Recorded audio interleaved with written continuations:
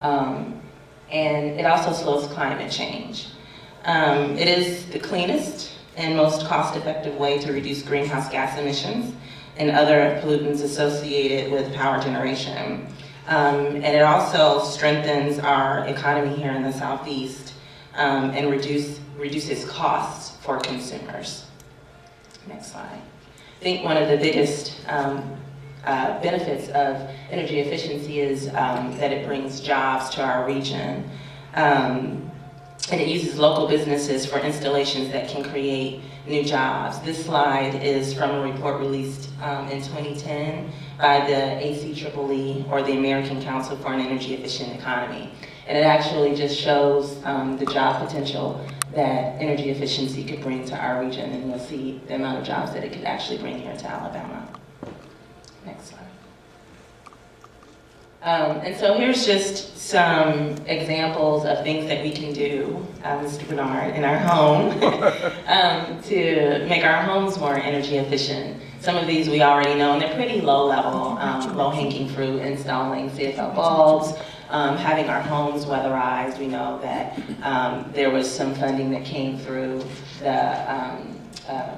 the ACES legislation that was able to help the low-income communities have their homes weatherized, getting the proper installation done, wrapping our hot water heaters, and then also purchasing Energy Star lighting and appliances.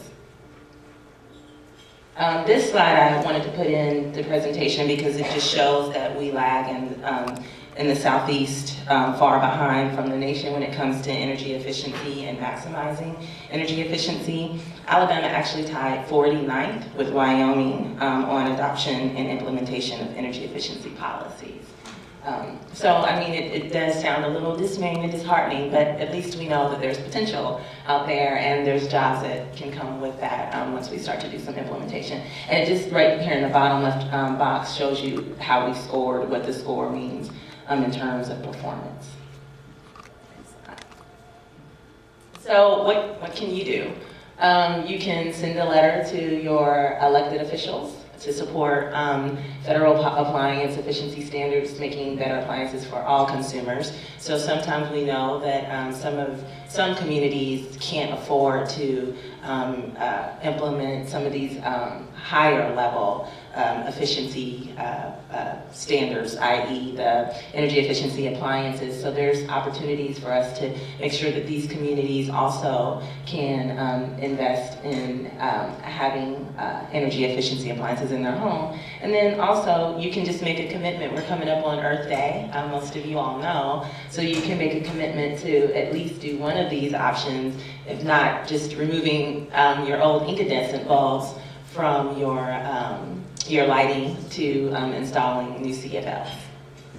So again, it was a short presentation, but just to give a brief overview about the potential that we have with energy efficiency. And again, it is the cheapest, the cleanest way to reduce our global warming emissions and to make sure that we have clean, healthy, safe communities, but also to bring some investment back into the southeastern region.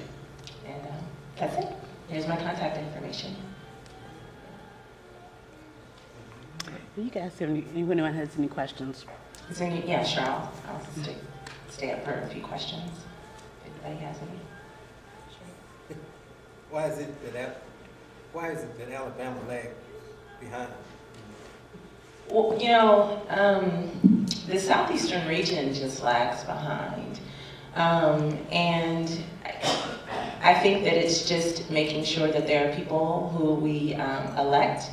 And that we hold accountable and help them to understand that we do have a great potential here in Alabama and in the southeastern region.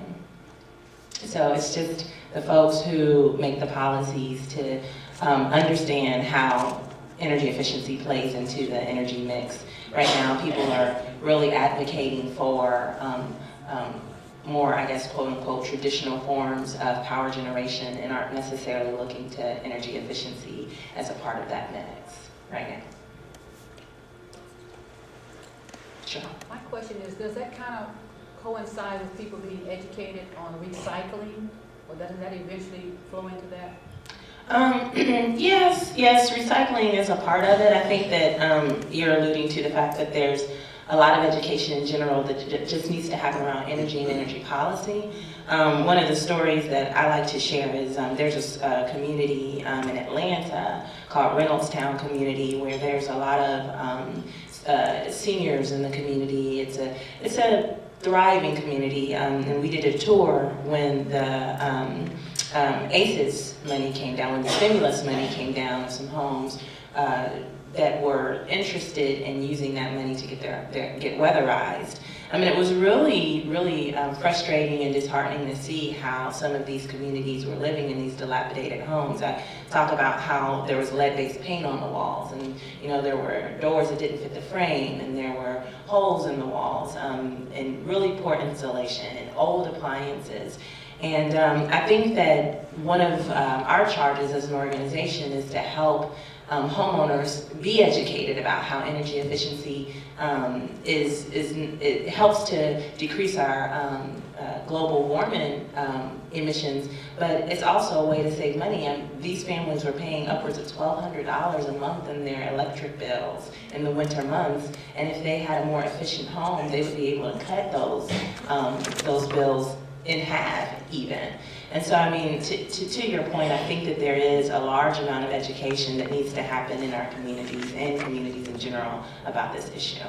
And I think that it goes way beyond recycling, but that's a starting point. So I just wanted to add one additional point to tie into some of the comments that were made. I think that part of the issue of why states like Alabama and others lag behind is that the individual actions, so the idea that we can change our CFL light bulbs and sort of create energy efficiency is absolutely a very good thing, and more of us should be doing it. And that does tie into education for sure. But the bigger bang that we can get is when municipalities like Montgomery or the state really takes into consideration all of the operations that they have. So state buildings, courthouses, all of those types of things, and has a real plan for reducing that kind of energy that's used in their operations. That's the bigger bang. And when people get educated, then what can really happen is that you can then be engaged in holding the government accountable for, say, taking your energy usage as a state or as a city or as a county from where it is in 2010 to where it should be maybe in 2011 or 2012. So individual actions are really good and important, but it's about keeping your eyes on that bigger energy prize and making the state in its operations and other entities sort of come down with their energy usage as well.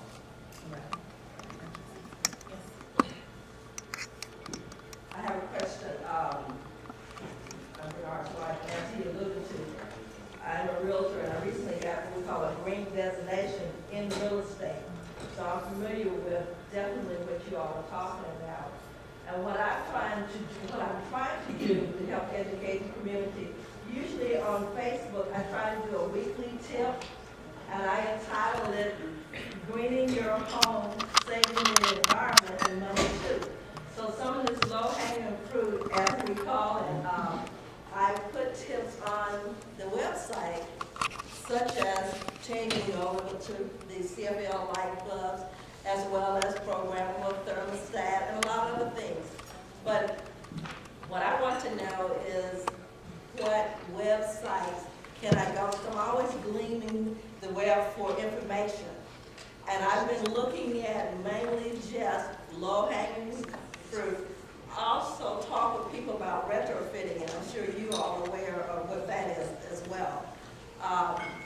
For people that have their existing homes and want to do something else to make their homes even more efficient, more so than just the CFL light bulbs or whatever, that can afford to spend a little bit more investment.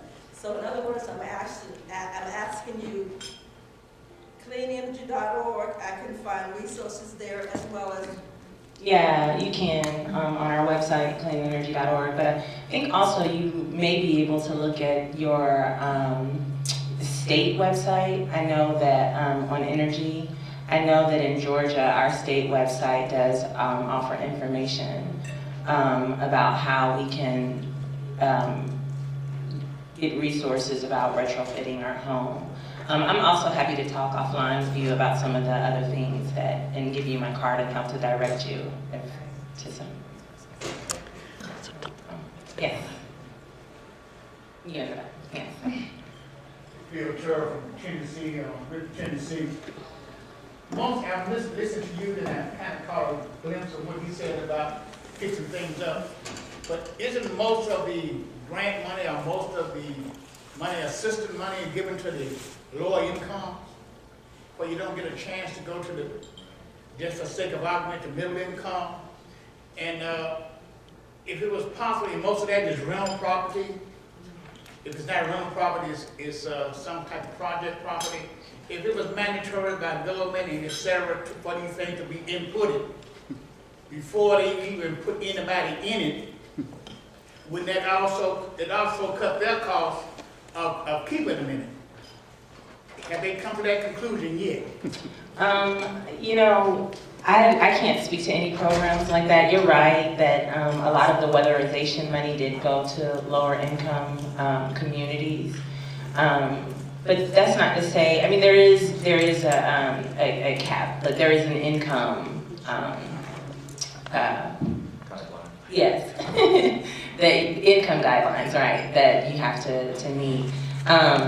But there are other programs, I think that there are rebates, for instance, that I know, that if you have the upfront cost to do some of the higher level retrofits to your home, that once you implement them, that you're able to get a rebate, for instance, back on what you spend.